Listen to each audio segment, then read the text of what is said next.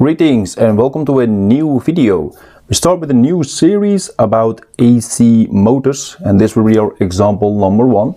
In this example I will discuss the induction motor in great detail, where we see a lot of parameters that will be calculated. So let's look at our example.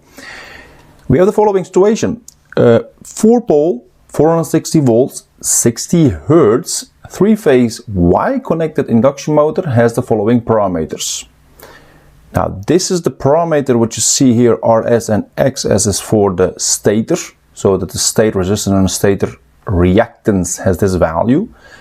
This is the rotor value which is reflected to the stator part. That's actually why you have this prime, so the R sub R prime, and also for the reactance of this rotor. This is the part for the magnetization losses, due to that's actually the reactance of that part. We have also the slip. What we also know for this system is that the synchronous speed is 1800 RPM, and we also have rotational torque loss given by this expression.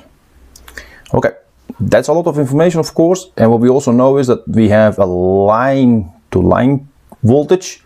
We have 4 poles in the system. It runs at the electric frequency of 60 Hertz, and it is Y-connected induction motor. Okay, let's look at the calculations, and there are a lot. You can see that we have a lot to do in this example, and it's actually purposely done so that you can see a lot of parameters and a lot of values calculated in this example in one shot. All right, first one is a rotor speed. Before we move on, of course, we would like to know for the solutions what the model is that we will use for this system. Now for the induction motor, you can use this model, which is then, this is actually our per phase, because it's a 3-phase system, and this is an equivalent circuit which gives you one of the phases. And this voltage across these two elements, which is then given by V of S, is then the phase voltage, and this will be then our phase current. Again, our RS and also the reactance for this stator. You can see also that XM here, the value, and you can see those two values again here, which is reflected to the stator part. And this represents the load. That will be clarified later on. Okay, let's first start with the first one, which is then the rotor speed. The rotor speed, omega sub R, is related actually to this expression, which is then the relation which gives you the slip. So the slip is the difference between the synchronous speed and the rotor speed over the synchronous speed. So that is actually the following. The induction motor will always run in the rotation a little bit slower than the synchronous speed. That is actually one of the characteristics of induction motor compared to the synchronous motor. Okay, now what we know is for the synchronous speed, that is related to the number of poles and also the electric frequency. Now we know the number of poles. We have P is 4. Electric frequency in radians per second is then given by 2 pi the electric frequency, which is then 60 Hertz. If I now substitute the values in here, I will get 188.5 radians per second for my synchronous speed. I know, of course, my slip, so I can now calculate my rotor speed. So, and this is also equal to the 1800 RPM, which is just actually a verification that this is correct according to the specifications here. Now again, the slip, we can rewrite this in this form, so that the rotor speed is given as a function of the slip and also the synchronous speed. Then we have, just substitute the values, we will get now a value of 185.7 radians per second. You can see this is a little bit smaller than the synchronous speed, which is actually a characteristic of an induction motor. Okay, that's for the first one. Looking at the per phase current, again, as I said, this is an equivalent circuit which represents the part of one phase. So what we calculate here is the per phase current, which is then flowing here, which is the phase current. So which is an IS. And how do we calculate that? Now you can do that by looking actually in this system, which is then using Ohm's law, by saying the voltage across these two nodes is this, divided by the total impedance seen between these two nodes, which is then given by Z of S.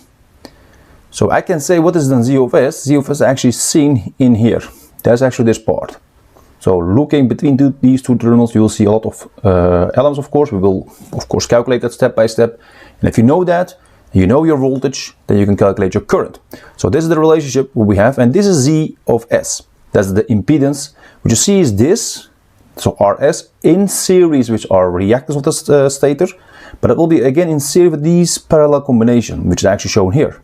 So the parallel combination of this XM and the series combination of these two, which is also parallel to that one. That's actually shown here. You can see this is actually this plus this, so the R sub R prime, plus this load part can be also written in this form. This is purposely done in separate form such that you can designate or recognize the load clearly.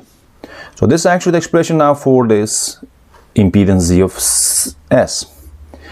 Now if I rewrite this such that I can calculate this later on, of course this is a parallel combination notation for our parallel to vertical lines, then I have this expression. Now we know the S, we know actually a lot of parameters here from the exercise, so we can just substitute everything in it. Just looking at the values, of course we need to convert from milliohms to ohms. If I now work it out, I will get this just again the standard form from going to the rectangular form, later on to the polar form, and we have this, and we can now collect all the real and imaginary values, and you will get this. This is actually the simplified form, and now we can convert this to the polar notation, which will give you actually 2.8 for the length of this expression, so the length of this factor, and also the phase contribution by these two values, which is then 24 degrees approximately. And this is now what the value is of this impedance, 2.8 ohms with a phase of 24 degrees. Okay, I know now my required value for ZS in this calculation. I need to know, of course, the phase voltage. I know, of course, for a Y-connected motor, the phase voltage is calculated using this formula. So the phase voltage is line voltage over square root of 3. I know the line voltage, which is given already 460 volts, so I need to divide it by square root of 3. It will be approximately 266 volts. Now I have necessary information to calculate the required value for the current, for the per phase current here. Now I also need to convert this to the polar notation, and I again assume that this is the reference value such that this is then 0 degrees. Okay, now we can move on. Then we have actually the following. You just substitute the value in this formula, you will get this, and you will actually again 266 volts with 0 degrees contribution, and for the ZS here in the denominator, and you will get, if you do the math here, very close to 95 and a phase contribution of minus 24 degrees in amperes. Alright, that's for our question B. Now I place also what we have just calculated, the two values here for question A and B in here, just for future reference. Okay, moving on to question C, which is then the per phase current in this branch, again with a prime that reflects actually that the rotor is reflected with the stator part. Now again in a similar form, but in this case we have a lot of information, so we can use current divider rule, which says actually the following. This current, which is now flowing in this branch, can be calculated using the current which is already flowing from the source. Now, how is that done? You look actually to the other reactance, so actually these two branches, the current flow in these two branches, so IM and IR prime, together will be IS. That's just actually Kirchhoff current law at this node. In order to know the current in this branch, I need to know what then the value is of this reactance or impedance divided by the total impedance in these two branches together. So that's actually what's actually shown here. Again, these two will be then equal to this. Alright, now you can see I also multiply that by the source current. Now if I now just substitute again the values using here in this is IS, I need to of course also insert that. I will get then this expression simplified, and then do the math. You will get 90 amperes with a phase contribution of minus 9 degrees. That's for question C using current divider rule.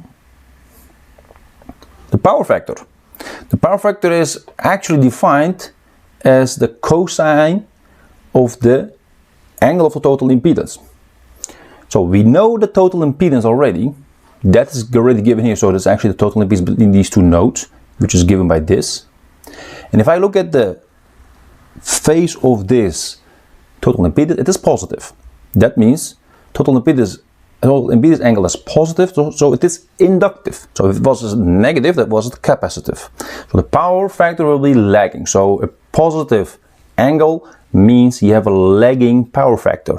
Negative phase means actually that you have a leading power factor. You can also see that in a different form, looking at the current, which is related of course to the voltage. The current here is negative. That means actually that is lagging. So you can also see that in this form, just reference to the angle of the current in this phase.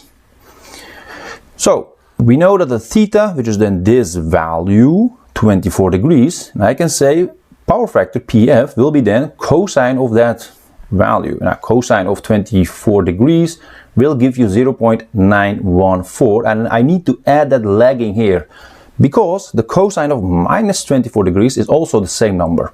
So you don't know if it is minus or 24 or plus 24 degrees. So in order to designate it clearly, we need to add here leading or lagging.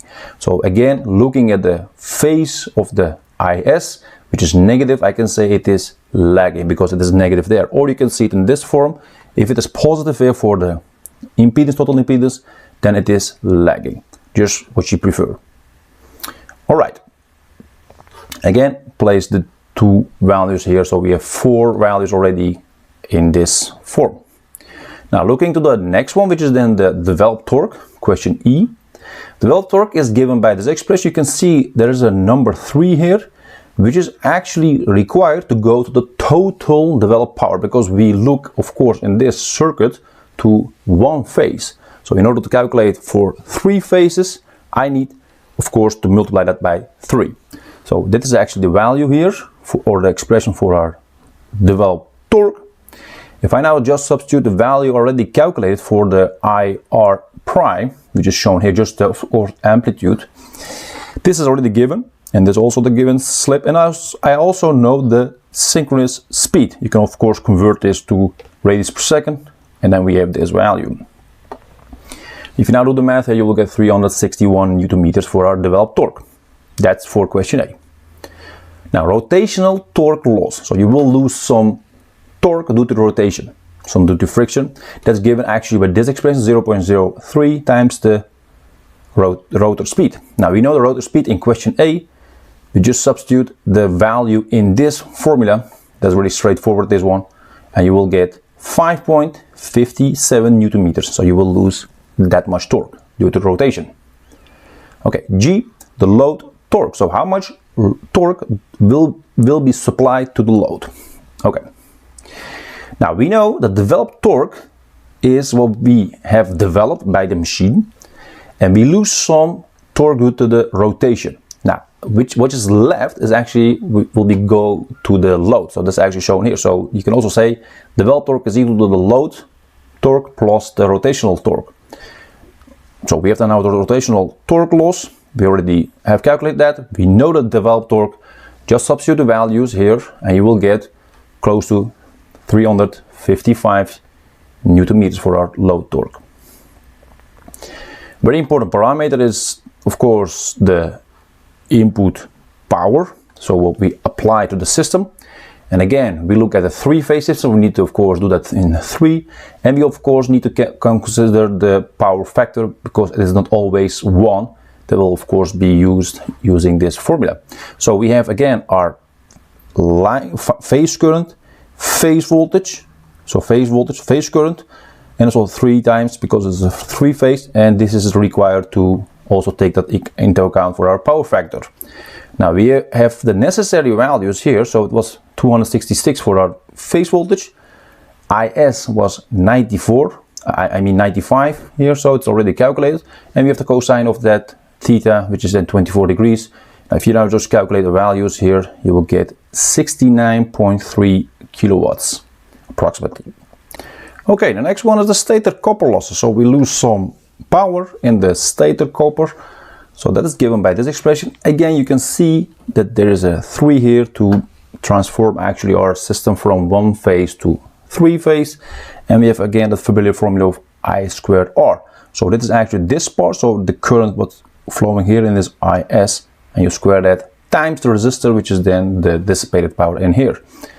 Now if you do the calculation here using the values already calculated and also the given values for RS, you will get 1.52 kilowatts what we lose for power in copper in the stator part. Now we go to the rotor copper losses in a simple form. You look actually to the 3 phase, but at this time we have now this current, so it's IR prime. And again, we calculate that using this formula. And we have again just substitute the values for the IR prime and also the given value for R sub R prime. You will have this power, which is then 1.02 kilowatts for P sub R. That's the rotor copper losses. Okay, the developed power, PD.